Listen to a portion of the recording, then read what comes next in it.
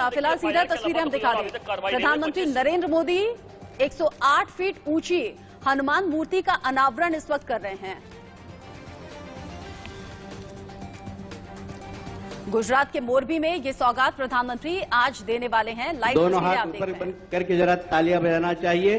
और अब आप ही अपनी तालियों से देश के नहीं विश्व के सबसे लोकप्रिय नेता को आमंत्रित करें। मैं प्रधानमंत्री जी से निवेदन करूंगा कि आप हमें मार्गदर्शन दें। माननीय प्रधानमंत्री जी। नमस्कार।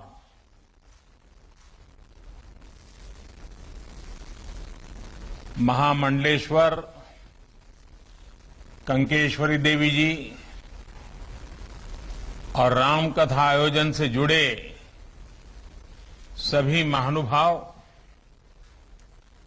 गुजरात की इस धर्मस्थली में उपस्थित सभी साधु संत, महंत, महामंडलेश्वर एससी ट्रस्टा नंदा ट्रस्ट के सदस्यगण, अन्य विद्वान और श्रद्धालुगण, देवी और सज्जनों, हनुमान जयंती के पावन अवसर पर आप सभी को, समस्त देशवासियों को बहुत बहुत शुभकामनाएं। इस पावन अवसर पर आज मोरबी में हनुमान जी की इस भव्य मूर्ति का लोकार्पण हुआ है। ये देश और दुनिया भर के हनुमान भक्तों के लिए, राम भक्तों के लिए बहुत सुखदायी है। आप सभी को बहुत बहुत बधाई। साथियों, रामचरितमानस में कहा गया है, बिनु हरि कृपा, बिनु हरि कृपा मिल ही नहीं संता।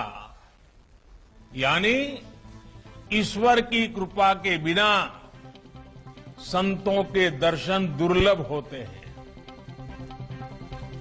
मेरा यह सौभाग्य है कि बीते कुछ दिनों के भीतर मुझे मां अंबाजी,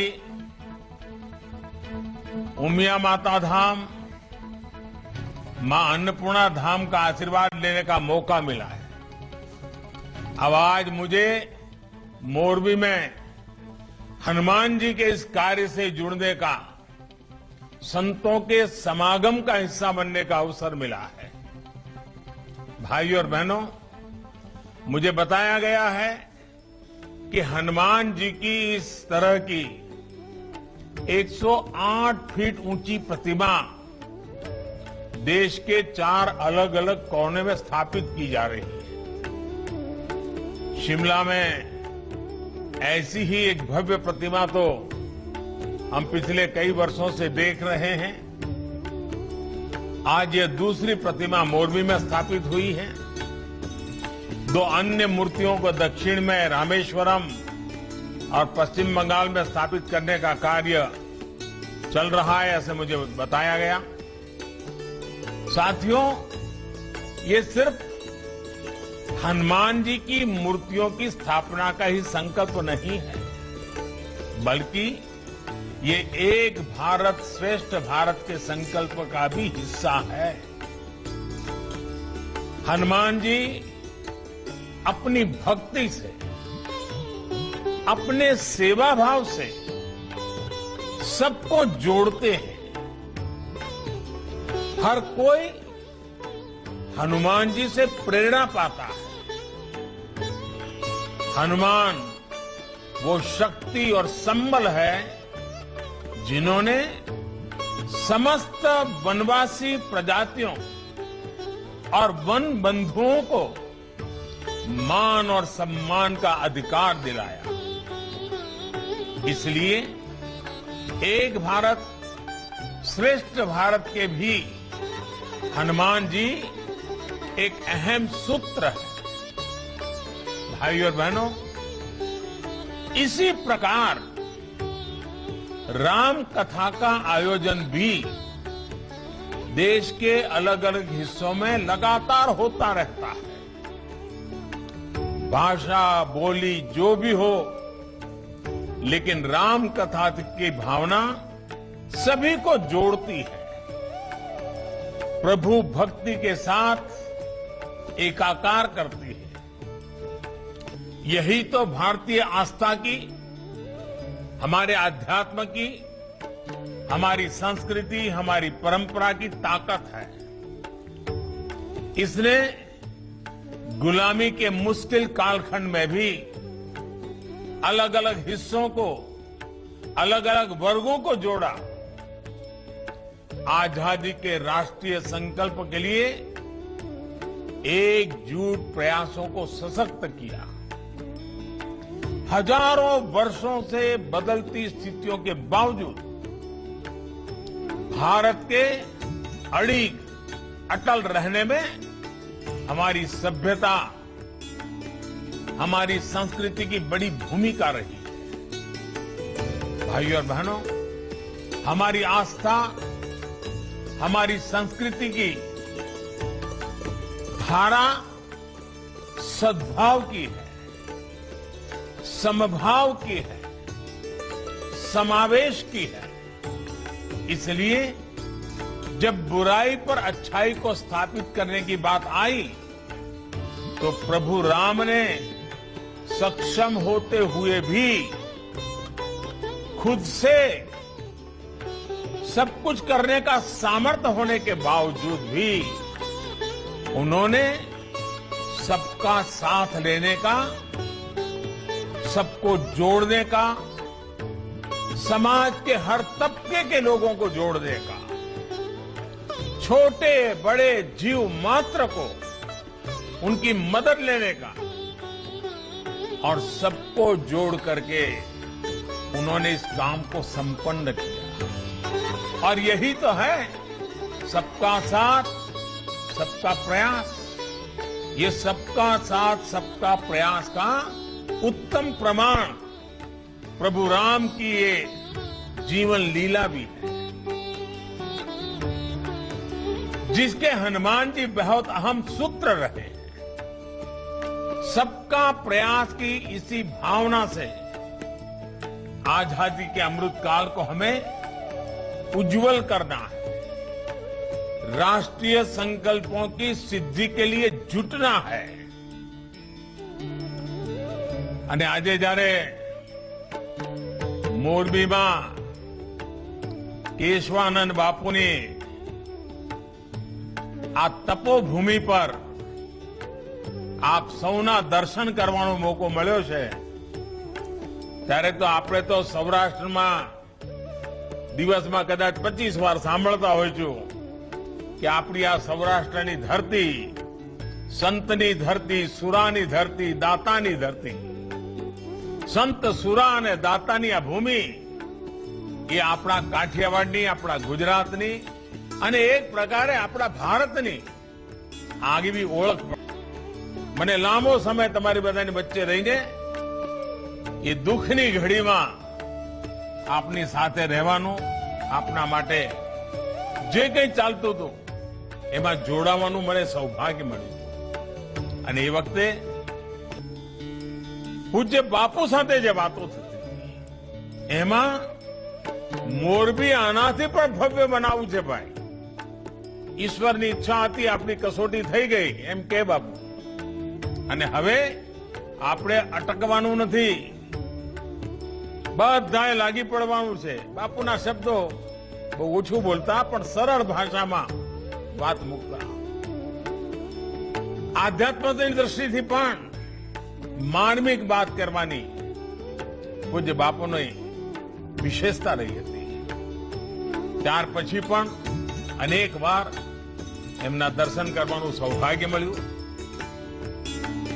અને જ્યારે ભુજમાં અને કચ્છમાં ભૂકંપ આવ્યો, હું એમ કહી શકું કે મોરબીની દુર્ઘટનામાંથી જે પાઠ ભણ્યા હતા, જે શિક્ષણ લીધું હતું, આવી પરિસ્થિતિમાં કેવી રીતે કામ કરાય એનો જે અનુભવ હતો એ ભૂકંપની અંદર કામ કરવામાં લેખે લાગ્યો અને એટલા માટે હું આ પવિત્ર ધરતીને વિશેષ ઋણી છું. કારણ જ્યારે પણ મોટી સેવા કરવાનો મોકો આવ્યો તો મોરબીના અનુભવ આજે પણ એ સેવા ભાવથી કામ કરવાની પ્રેરણા. અને જેમ ભૂકંપ પછી કચ્છ ઝળહળી ઉઠ્યું છે એવું જ આફતને અવસરમાં પલટવાની ગુજરાતીઓની જે આગવી તાકાત છે એ મોરબીએ પણ બતાવી. આજે આપે જુઓ, ચીની માટીના ઉત્પાદકો આપણા ટાઇલો બનાવવાનું કામ કહો, ઘડિયાળનું કામ કહો, તો મોરબી આવી એક ઔદ્યોગિક પ્રવૃત્તિનું પણ કેન્દ્ર બની ગયું. નહીં તો પહેલા બચ્ચુ ડેમ પહેલા ચારે તરફ ઈંટોના ભઠ્ઠા સિવાય કઈ દેખાતું નહોતું. મોટી મોટી ચીમનીઓ અને ઈંટોના ભઠ્ઠા. આજે મોરબી આન બાન શાન સાથે ઉભું છે. અને હું તો પહેલા પણ કહેતો હતો કે એક બાજુ મોરબી, બીજી બાજુ રાજકોટ અને ત્રીજી બાજુ જામનગર. જામનગરનો બ્રાસ ઉદ્યોગ, રાજકોટનો એન્જિનિયરિંગ ઉદ્યોગ અને મોરબીનો ઘડિયાળનો ઉદ્યોગ કહો કે આપણા સિરેમિકનો ઉદ્યોગ કહો, આ ત્રણેયનો ત્રિકોણ જોઈએ તો એમ લાગે કે જાણે એક નવું મિની જાપાન આપણે ત્યાં સાકાર થઈ રહ્યું છે. અને આ વાત હું આજે જોઈ રહ્યો છું કે એક એવો સૌરાષ્ટ્રની અંદર એક એવો આ ત્રિકોણ ઉભો થયો છે. અને હવે તો એમાં કચ્છ પણ પડખે ઉભેલું કચ્છ પણ ભાગીદાર બની ગયું છે. આનો જેટલો આપણે ઉપયોગ કરીએ અને જે રીતે મોરબીમાં ઇન્ફ્રાસ્ટ્રક્ચરનો વિકાસ થયો છે, મુખ્ય રીતે બધી સાથે જોડાઈ ગયું છે.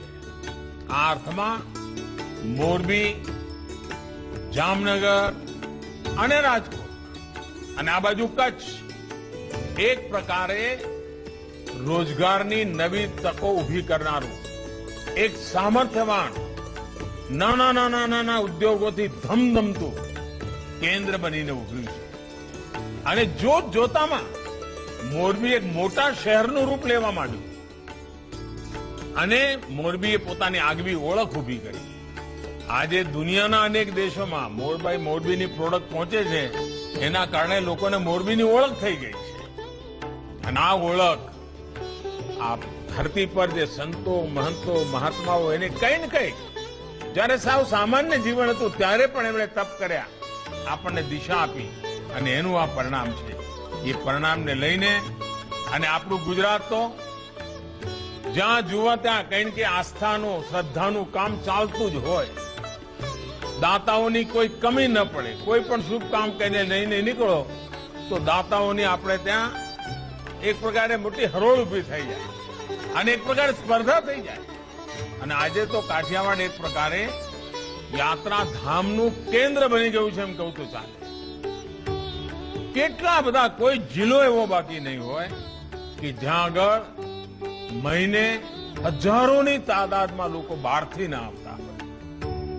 અને સરવાળો કરીએ તો એક પ્રકારે યાત્રા કહો યા ટુરિઝમ કહો, એણે કાઠિયાવાડની એક નવી તાકાત ઉભી કરી છે. આપણો સમુદ્ર કિનારો એ પણ હવે ગાજતો થયો છે. મને ગઈકાલે અમારા નોર્થ ઇસ્ટના ભાઈઓને મળવાનું થયું, ઉત્તર પૂર્વી રાજ્યોના ભાઈઓ, સિક્કિમ, ત્રિપુરા, મણિપુર, આ બધા રાજ્યોના ભાઈઓને મળવાનું થયું. એ હમણાં ગુજરાત આવ્યા હતા બધા. અને દીકરી પરણાવવા માટેનો જેમ સાજો સામાન લઈને ભાગીદાર બને એમ શ્રી કૃષ્ણ અને રૂકમણીના લગ્નમાં રૂકમણીના પક્ષે બધા આવ્યા હતા. હવે આ ઘટના પોતાના એક તાકાત ઉભી કરે છે. અને જે ધરતી પર ભગવાન કૃષ્ણના લગ્ન થયા હતા ત્યાં માધવપુરના મેળામાં આખું નોર્થ ઇસ્ટ ઉમટી પડ્યું. પૂરબ અને પશ્ચિમની એકતાનું એક અદભુત ઉદાહરણ પૂરું પાડ્યું. અને ત્યાંથી જે લોકો આવ્યા હતા એમના હસ્તશિલ્પીઓનું જે વેચાણ થયું છે એને તો નોર્થ ઇસ્ટના માટે એક આવકની મોટું સાધન ઉભું કરી દીધું છે. અને મને લાગે છે કે આ માધવપુરનો મેળો જેટલો ગુજરાતમાં પ્રસિદ્ધ થશે એના કરતા વધારે પૂર્વોત્તર ભારતમાં થશે. આર્થિક ગતિવિધિ કેટલી બધી વધતી હોય છે. આપણે ત્યાં કચ્છમાં રણોત્સવ કર્યો. હવે રણોત્સવમાં કોઈને જવું હોય તો વાયા મોરબી જ જવું પડે.